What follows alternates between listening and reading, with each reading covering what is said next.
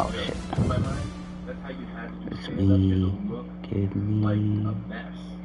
Give me a sec.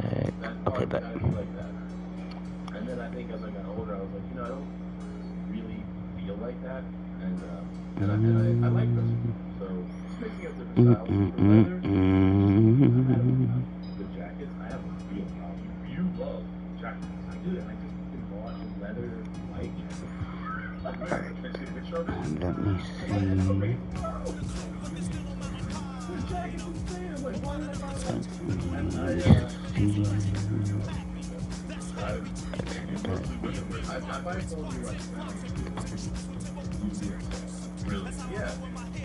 Okay, bet. Okay, bet.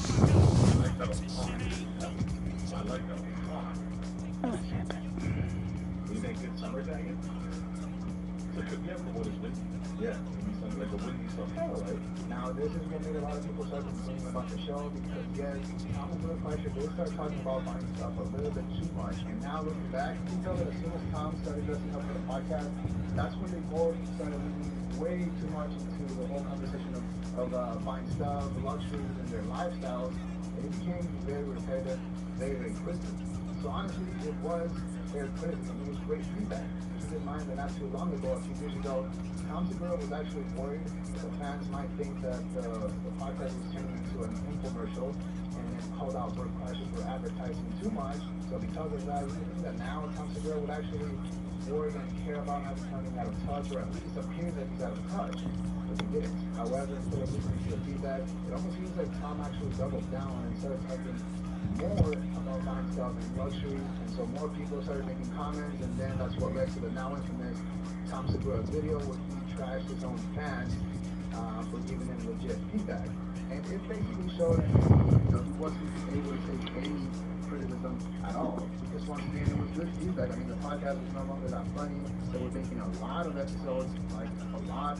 So I don't know how Tom thought that was a good idea, which leads me to believe that he probably has no one around him in his circle to tell him that what he's doing is a horrible idea, and he's just completely out of touch.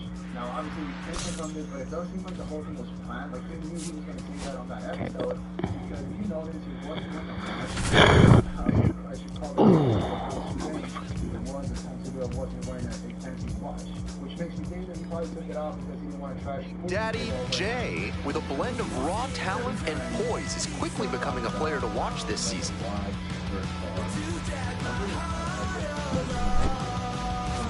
It's the Charlotte Knights taking on the Norfolk Tides. First pitch coming at you right after the break. Welcome back. Starting on the mound in this one, Big Daddy J. Base runner's tough to come by with this arm on the mound. Quite the strikeout to walk ratio he's posted this season, better than 4-1. That is elite control, and it usually leads to a whole lot of success when you can avoid beating yourself with walks. Obviously, and this motherfucking Katie, we get it. No.